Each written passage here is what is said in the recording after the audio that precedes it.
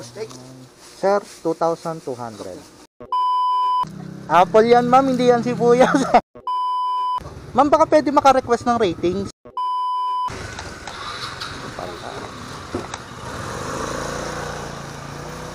Ma'am, lalamove. Abono po ito eh. Abono. 1, 2.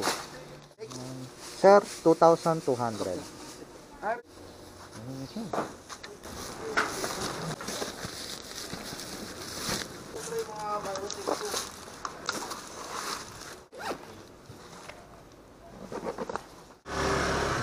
Alright, so item pick up tayo. Gulay.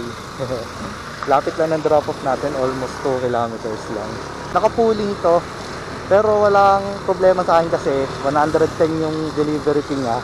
Ang drop off natin 2 kilometers lang. I-make sure natin lagi na legit yung pick up, shop or kaya bahay, para magkaroon ka ng aberya man lang, eh alam mo kung saan ka babalik. Sumobra ako, ma'am, sorry. Lalaki nga daw nung ano nila, sibuyas. Apple yan, ma'am, hindi yan sibuyas. Teka lang po ha. Bali, ang total natin, ma'am, 2,310. Thank you po. Ma'am, kayo po nag-book? Ma'am, baka pwede maka-request ng ratings.